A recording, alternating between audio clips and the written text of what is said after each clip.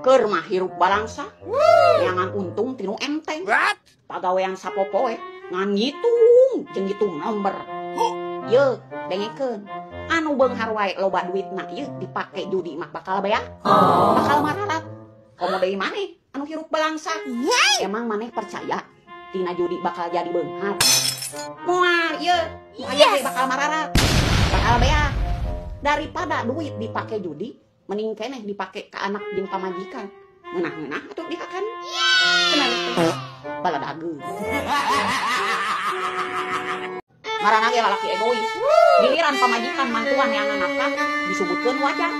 Giliran salaki mantuan pamajikan umbah wadah disebutkeun kurang ajar. Ye, eta teh sabenerna mah pagawean lalaki nu ngurus imah teh. Jeung neangan duit. Da awewe mah pagawean ge aya 3. Ngurus salaki, ngurus budak, jeung ngadengkeun. Sakitu. Dengekeun borokok. Baladageun. Nu penting mah boga duit.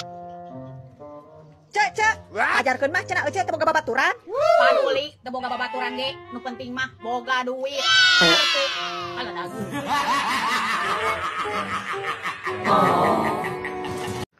Jalan-jalan pamer, makan-makan pamer. Giliran gering ge pamer, diupdatekeun. Giliran ngariung jeung aing mah, ye nu dipamerkeun teh kasusah jeung kariweuh, jeung kasedih. Kunaon? Sieun ditagih hutang. Baladageun. Info buat para mitoha. Ye, ulah sok ngabanding-bandingkeun minantu hiji jeung minantu lainna. Jeung ulah amis mimiti, tapi goreng tungtungna. Ulah karena duit bisa ngabeda-bedakeun incuk nu hiji jeung incuk nu lainna. Ingat, para mitoha engke jaga kolot bisa wae cicing jeung incuk minantuna. Bener teu? Baladageun. Angger nu kuat mah awewe. Keur para lalaki, sakuat-kuatna lalaki, kuat keneh awewe. Dek lalaki nu luhur pangkatna, dek lalaki anu loba duitna. Angger nu kuat mah awewe. Awewe mah kuat nahan kanyataan, dihajar mental habis-habisan, edek gering, edek cager, tetep awewe mah ngalayanan kanu jadi salaki. Mata keur para lalaki, ulah sok nganyarikeun awewe, ulah sok ngarendahkeun awewe. Da sakuat-kuatna nu jadi lalaki mah angger bijilna mah di awewe. Bener teu? Baladageun. Nganyeri jelema mah babari. Hesek mah mubaranana. Matak boga letak jeung otak teh kudu sinkron. Ulah sangeunana ngomong. Da katahap urang mah can tantu bisa mubaranana. Bener teu? Baladageun. Ye, teu sakabeh randa ateul. Kadang aya oge lalakina nu ateul. Geus nyaho manehanana boga pamajikan, ateul hayang ngaheureyan randa. Padahal eta randa teu ngalayanan kanu jadi lalakina. Anggar we nu disalahkeun mah randa, ngajarkeun randa nu ateul. Pancek pamajikanna teh geus nyaho boga pamajikan, halakah ateul ngaheureyan salaki batur. Padahal eta teh si randa teh teu ngalayanan. Emang aya randa anu ateul, tapi teu sakabeh randa ararateul. Bener teu? Baladageun. Daripada hirup maksa engkena kasiksa. Yo, lainna urang teu bisa ngagaya. Jeung lalege kos mararane. Tapi urang mah sadar diri. Urang mah sakieu kaayaanna.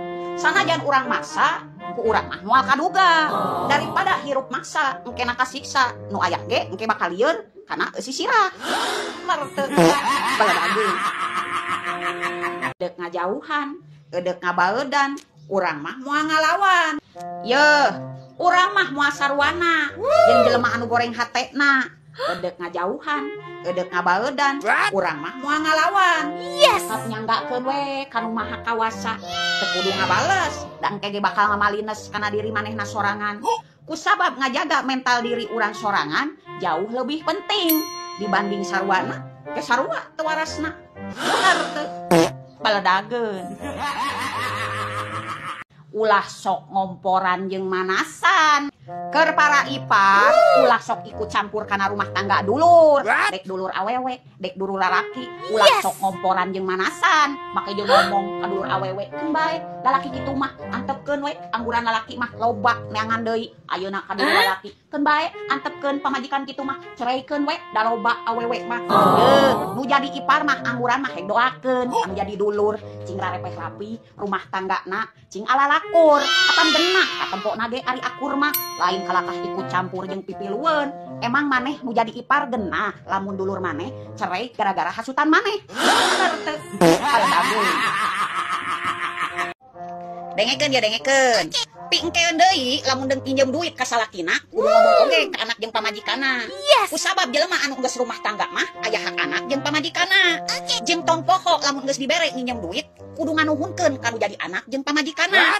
Usabab maneh mah moal nyaho eta duit nu diinjemkeun ku salakina keur pangabutuh anak jeung pamajikanna. Bener teu? Baladageun.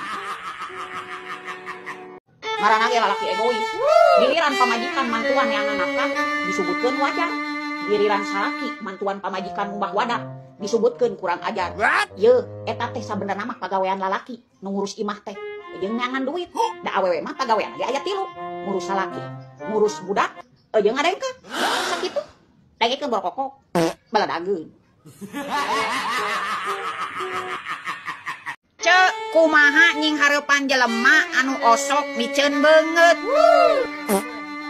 Tong dideuleu ari sakirana miceun beungeut mah lamun miceun duit pulungan.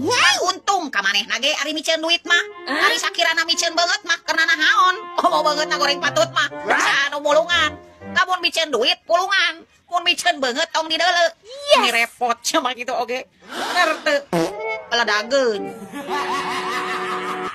Anu nginjem-nginjem urang, anu mayar-mayar urang, anu lieur oge sirah urang.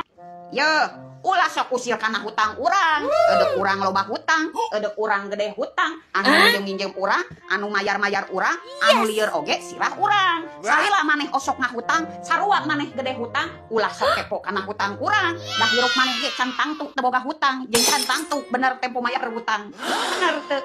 Baladageun. Tunggu anya ke ku aing didaftarkeun. Sakedeng deui 17 Agustusan ku aing dek didaftarkeun lomba anu julit ka aing, anu iri dengki ka aing, ku aing diasupkeun kana karung, tuluy dibabetkeun ka Citarum. Tunggu anya ke ku aing didaftarkeun. Baladageun. Nepikeun karela maneh ngahasut dunungan, hayang ngaluarkeun babaturan karena dianggap saingan. Yeuh, sarua digawe, sarua pagaweanana, jeung sarua dununganna, ulah sok-sokan hayang kapake. Da gaji mah sarua eueuh nu dibeda-beda, nepikeun karela maneh ngahasut dunungan, hayang ngaluarkeun babaturan karena dianggap saingan. Inget, urang digawe tujuanna sarua, neangan duit, lain neangan beungeut. Bener teu? Baladageun. Teu butuh soteh, keur maneh hirup senang, jeung keur maneh hirup sehat. Make jeung ngomong, teu butuh ku dulur. Heeh, teu butuh soteh, keur maneh hirup senang, jeung keur maneh hirup sehat. Coba bere maneh gering ripuk, teu bisa nanaon. Saha anu diteang? Dulur. Saha anu digerowan? Dulur. Mata hirup ulah sok sombong, di mana maneh keur hirup senang, jeung keur hirup sehat. Da jelema mah moal salilana hirup senang, jeung hirup sehat. Bener teu? Baladageun. Deka anak, deka incu, bahkan kami nantu. Ulah sok pilih kasih, ulah sok berat sabeula. Deka anak, deka incu, bahkan kami nantu. Kanu hiji ngahargaan, kanu hiji ngaremehkeun, kanu hiji biasa aja. Emang yeuh, ece kolot mah katempona sepele, tapi eta bisa nyieun nyeri hate. Emang bener, lamun emak jaga geus kolot, bapak geus kolot, moal nyaho bakal cicing di anak anu mana. Bisa wae cicing jeung anak anu diremehkeun, disepelekeun. Da soalna anak anu daek ngurus kolot mah terkadang anak anu direndahkeun jeung disepelekeun. Yes. Nu jadi kolot mah kudu sarua, kanu jadi anak ulah sok ngabeda-beda, ulah sok ngabanding-bandingkeun, komo pilih kasih mah. Lamun emak jaga geus kolot engke moal nyaho cicingna di anak anu mana. Bener teu? Baladageun. Lamun maneh pinter neangan duit, bisa neangan duit, dek jajan balanja ge moal kudu mikir. Ye, zaman ayeuna mah awewe teh kudu pinter neangan duit. Ulah hayo we ngandalkeun duit ti salaki. Leuheung lamun boga salakina kanu beunghar mah, kanu loba duitna, kanu mapan mah, apan moal mikir nepikeun ka 7 kuriling lamun eudek barang beuli. Coba lamun boga salakina kanu balangsa, kanu eueuh gawe, kanu duit pas-pasan, hayang jajan barang beuli oge mikir heula nepikeun ka 7 kuriling, can nepikeun ka sirah bebeledagan mah. Lamun maneh pinter neangan duit, bisa neangan duit, dek jajan balanja ge moal kudu mikir. Dek jalan-jalan, dek balanja baju, dek meuli skincare, dek meuli tas branded ge tinggal meuli. Jadi lamun geus aya duit, dek meuli baso nepikeun ka nyeri beuteung utah uger ge tinggal meulikeun. Wow. Bener teu? Baledageun.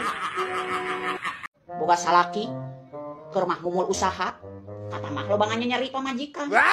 Gableg mitoha, lain mamagahan anakna supaya bisa berubah, supaya daek usaha. Salakah mamagahan minantu supaya tetap sabar, supaya tetap bertahan. Emangna aing teh takal cau anu boga jantung tapi teu boga hati.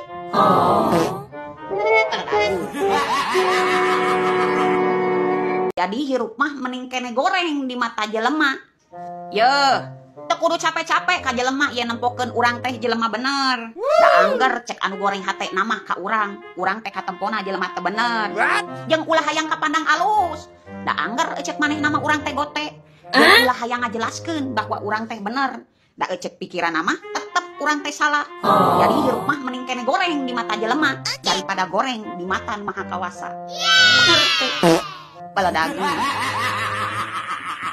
Eta teh ciri-ciri jelema nu kurang mampu, anu teu mampu nyaingan jelema nu digogoreng ku manehna. Ibu-ibu anu loba ngariung di golodog batur, anu resep ngepoan jeung ngagogoreng batur, eta teh ciri-ciri jelema nu kurang mampu, anu teu mampu nyaingan jelema nu digogoreng ku manehna. Matak hirupna teh eueuh kagawean, jeung eueuh kasenangan. Da teu senang nempo batur hirup senang. Matak nu kitu mah disebutna ge ibu-ibu nu kurang perhatian. Hirupna loba merhatikeun batur, jeung nguruskeun hirup batur. Jeung hiji deui, ibu-ibu kitu mah ibu-ibu anu kurang duit di salaki. Matak hirupna teh loba iri dengki. Bener teu ibu-ibu? Baledageun. Ku sabab nu datangna jelema bodoh jeung jelema anu eueuh pangabisa.